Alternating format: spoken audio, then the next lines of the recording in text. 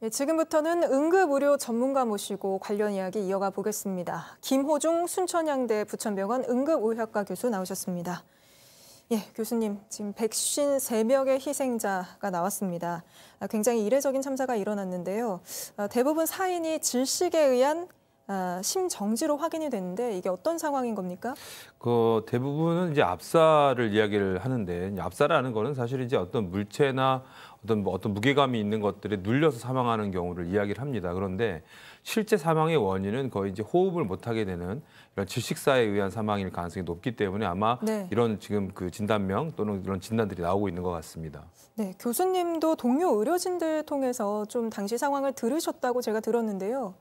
저희 병원에 이제 그 한남동 병원에 그 근무했던 우리 동료들을 통해서 이제 이야기를 이제 들었고요. 근데 중요한 거는 환자들이 처음에 왔을 때는 이제 1명 정도가 심정지 환자가 온다라고 이제 연락을 받았고, 그 다음에 바로 이어서 2명째가 왔고, 2명이 심폐소생술을 하고 있을 때도 3명, 4명이 계속해서 이제 도착을 한 그런 상태였기 때문에 사실은 의료진들도 준비가 좀 덜 된 상태에서 1명당 적어도 의료진이 한 4명에서 5명 정도가 이제 붙어서 해야 하는 그런 술기이기 때문에 굉장히 많은 인원이 좀 필요합니다. 그리고 이제 이게 기하급수적으로 또 얼마나 또 환자가 늘어날지를 전혀 알 수 없는 상황이었는데, 실제로 환자 중에는 한 분 정도만 지금 중환자실로 심장이 다시 뛰기 시작해서 이제 올라가신 걸로 되어 있고, 나머지 3분은 그냥 사망하신 걸로 되어 있습니다. 그리고 실제로는 다들 뭐 이렇게 목에 이렇게 그 가방끈이 걸려서 아예 그냥 목졸림 현상이 일어난 것처럼 보이는 환자분도 계셨고, 그다음에 뭐 팔이랑 그다음 얼굴 안면부 이런 데가 다 아예 눌려가지고 실제로 압박이 그냥 심하게 일어난 그런 분들, 그리고 피부나 이런 부분들이 굉장히 다 그 많이 이렇게 문드러져 있는 그런 상황들을 발견할 수 있었다, 이렇게 전달을 해왔습니다. 그리고 이후에도 뭐 한 몇십 명 가량이 거의 현장에서 심폐소생술을 했지만 소생이 불능한 그런 분들이 이 근처에 있는 병원으로 다 후송이 되어서 실제로 의료진들이 그런 그 사망 환자를 처리하는 그런 상황들이 굉장히 많았던 걸로 이렇게 좀 알려져 있습니다. 예, 굉장히 이례적인 참사 아닙니까? 너무 이례적이죠. 특히나 이게 서울시 한복판에서 이런 일이 이루어졌다라는 게, 우리가 뭐 그냥 뭐 무슨 어떤 다른 나라에서 이런 축구장에서 무슨 문제가 있었다, 난동을 부렸다, 이런 것들은 저희가 수시로 접하는 상황이지만, 실제로 이렇게 서울시 한복판에서 이런 일이 벌어졌고 결과론적으로 사고는 났다 하더라도 사망자가 이렇게까지 많이 나온다라는 거는, 그래서 세월호 이후에 저도 이렇게 방송을 하면서 똑같이 JTBC 치고 나와서 똑같이 말씀드리지만 좀 참담하다, 이런 말씀을 좀 드릴 수밖에 없을 것 같고, 의료의 수준이 굉장히 높아졌음에도 불구하고 또 이번 같은 경우는 실제로는 소방 대응이나 그다음에 그 DMAT이라고 해서 권역센터나 이런 곳에서 실제 의료진이 현장까지 파견 나가는 지금 수도권에 14개 정도의 어떤 DMAT팀이 있고, 서울대에서 한 팀이 더 나왔기 때문에 15개 팀이 파견이 나갔음에도 불구하고, 그러니까 이런 팀들은 굉장히 예전에 비해서 많이 좋아진 그런 모습인데, 실제로 사망자는 굉장히 많았다라는 것이 저희가 보기엔 굉장히 이례적인 문제라고 생각이 됩니다. 네, 그 원인이 뭐라고 보십니까? 일단 중요한 거는, 일단 그 사고 이후의 대처에 대해서는 세월호 이후에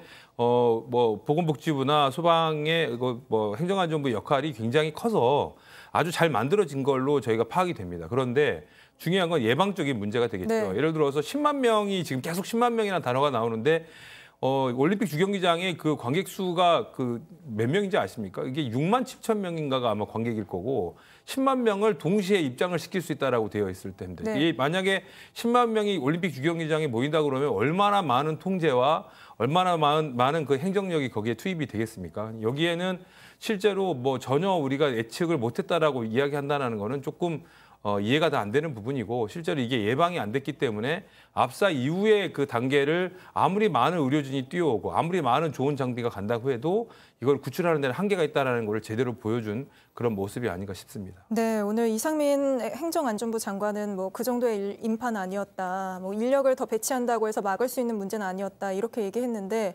동의하지 않는다는 의견을 좀 주시는 거죠? 실제로는 뭐 매년 똑같은 인원이 왔을 때 큰 문제가 없었다. 뭐 제가 보기에는 이게 제가 응급의학을 전공을 하지만 모든 안전사고는 거기서 발생을 합니다. 그러니까 항상 똑같은 상황에서 큰 문제 없었기 때문에 괜찮아, 이 말이 굉장히 무서운 말이 되는 거거든요. 근데 실제로 어제 저희 동료 그 간호사가 그 이태원 근처를 갔었더라고요. 그런데 그 시간대 직전에 실제로 너무 무서워서 나왔다라는 이야기를 하더라고요. 그러니까 현장에서 거기 근처를 지나가던 사람들도 그 인파에 그 휩쓸리는 게 굉장히 두려웠다라는 이야기를 전할 정도로 네. 실제적으로는 그 인원의 숫자가 굉장히 많았다.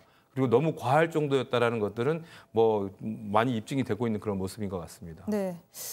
이번 경우에는 골든타임이 몇 분 정도 됐을까요? 실제로 심정지 환자의 골든타임은 3 내지 5분으로 알려져 있는데 예. 이제 중요한 거는 이런 그 아까도 뭐 방송에서 보셨겠지만 뭐 5겹, 6겹으로 계속 쌓여 있었다. 그리고 뭐 어떤 그 청년의 그 울부짖는 소리 어떻게 이런 일이 있을 수 있지라고 계속 이야기를 하는데 네. 사실은 그거를 한 명 한 명을 걷어내는 것 자체가 그 무게감이랄지 그다음에 이 방향을 잡아가지고 어디로 뺄지가 뭐 여러 사람들이 겹쳐 있다 보니까 상당히 힘든 부분이 있을 겁니다. 그래서 사람을 일단은 구조해서 안전한 곳으로 대피한 이후부터의 사실은 시간이 응급처치의 시간이 될 텐데 네. 실제로 그거를 끄집어내는 데까지 걸리는 시간이 너무 오래 걸리기 때문에 이 골든타임의 3 내지 5분은 전혀 여기에서는 의미가 없는 시간이 될 수 있을 것 같다. 네. 이렇게 판단이 됩니다. 네, 방금 스튜디오에서 저희 그 목격자분 연결 같이 들으셨는데 네네. 마찬가지로 본인이 심폐소생술을 시도했었다 이런 얘기를 많이 하셨어요. 근데 그렇다 하더라도 이미 좀 골든타임을 놓쳤다라고 보시는 건가요? 실제로 그 응급실에 실려온 환자분들의 어떤 상태들을 쭉 이야기를 들어봤을 때는 사실 압사나 이런 질식을 통해서 일단은 심정지가 된 상태에서 일단 꺼내는데 많은 시간이 소요됐었을 거고 시간이 소요되면 될수록 소생률이 10%씩 1분이 지나갈수록 소생률이 떨어진다라고 되어 있기 때문에 아마도 일단 심폐소생술을 정말 열심히 해주셨고 그다음에 정말 이번에 구급대원들도 너무너무 고생하셨지만 네. 실제로 그 심폐소생술만으로는 살리기에는 역부족이었지 않을까 이런 생각을 해봤습니다. 네, 앞으로도 연말 연시 맞아서 많은 행사들이 있지 않습니까? 타종 행사도 있고요. 많은 인파가 모이잖아요. 이럴 경우에 앞으로 좀 어떤 조치를 하면 좋을까요? 일단 중요한 거 아까 말씀드렸던 것처럼 예전에도 괜찮았지라는 생각은 좀 버리셨으면 좋겠다. 그래서 인원이 많이 일단은 그 밀집되는 곳에서는 동선 파악이 좀 반드시 되어야 될 것 같고 또 한 가지는 거기에 참여하시는 분들은 가능한 한 좀 이런 응급처치, 교육 이런 것들은 좀 정말 많은 곳에서 교육을 하고 있거든요. 그래서 네. 이런 교육들을 좀 받으시고 그다음에 가능한 한 위험한 부분에 있어서는 조금 더 접근을 안 하시려고 노력하시는 예방 자체가 우선이라는 것들 좀 필히 좀 아셨으면 좋겠습니다. 네, 이렇게 인파가 많이 몰리는 경우에 뭐 이렇게 가슴 앞 공간을 확보한다든지 이런 방법들이 유효합니까? 당연히 네. 유효합니다. 일단은 실제로 어떤 눌려서 압박될 수도 있지만 사람이 너무 몰리게 됐을 때 내 앞에 있는 공기가 부족해서 산소가 부족해서 지식되는 경우도 있거든요. 그래서 상당히 많은 공간을 확보할 수 있게끔 그런 곳으로 일단은 본인이 일단 들어가는 것들이 우선인 거고 저렇게 갑작스럽게 이런 밀집된 공간에 본인이 섞이게 됐을 경우에는 빨리 빠져나오는 것들이 일단 우선이 돼야 될 것 같습니다. 네, 알겠습니다. 오늘 말씀 여기까지 듣겠습니다. 김호중 교수였습니다.